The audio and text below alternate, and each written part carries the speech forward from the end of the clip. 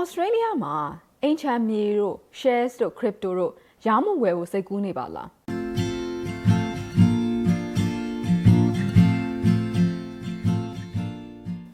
အားလုံးပဲမင်္ဂလာပါကျွန်မနာမည်ဆွေပါကျွန်မဒီနေ့ပြောမှာတော့ capital gain tax ဆိုတဲ့ CGT အကြောင်းလေးဖြစ်ပါတယ်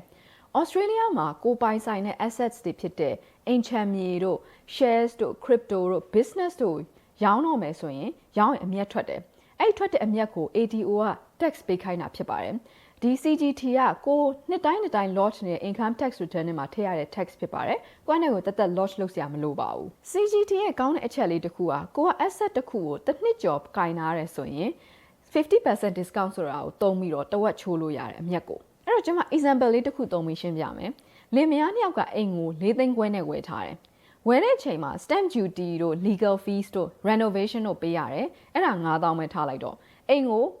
4သိန်းခွဲနဲ့9000နဲ့ပေါင်းပြီးတော့9သိန်းနဲ့ဝယ်ထားတယ်ဆိုတဲ့သဘောဖြစ်သွားတယ်။အိမ်ကိုပြန်ရောင်းတဲ့အချိန်မှာ9သိန်းရတယ်။အဲ့တော့သူတို့ရဲ့အမြတ်ဖြစ်တဲ့ capital gain က4သိန်းဖြစ်တယ်။အဲ့ဒီအိမ်ကိုတစ်နှစ်ကျော်ကင်ထားတဲ့အတွက်ကြောင့်မလို့သူတို့ဒီ50% discount သုံးပြီးတော့တဝက်ချိုးလို့ရတယ်။အဲ့တော့အမြတ်က4သိန်းမဟုတ်တော့ဘဲနဲ့2သိန်းဖြစ်သွားတယ်။အဲ့ဒီအိမ်ကလင်မယား2ယောက်ပိုင်တဲ့အတွက်ကြောင့်မလို့တစ်ယောက်ကို3သိန်းစီခွဲပြီးတော့ report လုပ်လို့ရ။အဲ့တော့ကဲ၍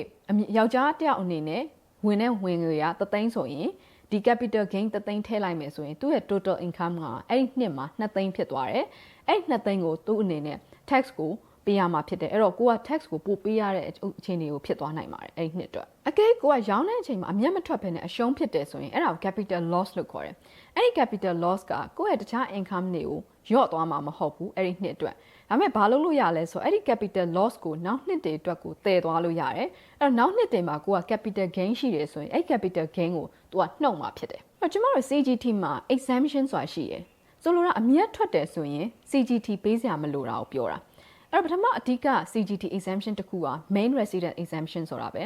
အဲ့ဒါဘာလဲဆိုတော့ကိုနေတဲ့နေအိမ်တခါမှမငှားဘူးအဲ့ဒါကိုရောင်းမယ်အမြတ်ထွက်တယ်ဆိုရင်CGT ပေးစရာမလို main residence exemption ကြောင့်နောက်ထပ် exemption တစ်ခုကလူတွေတော်တော်များများမေးဖြစ်တဲ့သိတဲ့6 years rule exemption လေးဖြစ်တယ်အဲ့ဒါဘာလဲဆိုတော့ကိုကအိမ်တအိမ်ကိုဝယ်တယ်နေပြီးတော့ငှားထားတယ်ဆိုရင်6နှစ်အတွင်းမှာဒီအိမ်ကို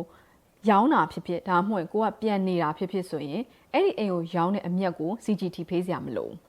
ဒါပေမဲ့တခုရှိတာဘာလဲဆိုတော့အဲ့ဒီအိမ်ကိုဒီ6 year rules apply နေတဲ့အချိန်မှာတခြားနေအိမ်တအိမ်ကိုတော့ main residence exemption apply လုပ်လို့မရဘူး။ဘာဖြစ်လို့လဲဆိုတော့ကိုက at any time မှာအိမ်တအိမ်ကိုပဲ exemption ရတာဖြစ်လို့ဖြစ်တယ်။အဲ့တော့ကျွန်တော်တို့ဒါတွေသိထားတဲ့အတွက်ကြောင့်မလို့အိမ်ချမ်းမြေဝယ်တော့မှာ shares တို့ crypto တို့ဝယ်တော့မယ်ဆိုရင်ဝယ်တဲ့ receipt တွေကိုတေချာသိမ်းထားဖို့ details တွေတေချာသိမ်းထားဖို့ရည်ကြီးပါတယ်။အဲ့လိုသိမ်းထားတဲ့အတွက်ကြောင့်မလို့ကိုပြန်ရောင်းတဲ့အချိန်မှာ tax လုပ်တဲ့အချိန်မှာပို့ပြီးလွယ်ကူပါတယ်။အဆုံးထိကြည့်ပေးတဲ့အတွက်ကြောင့်မလို့အားလုံးကျေးဇူးအများကြီးတင်ပါတယ်။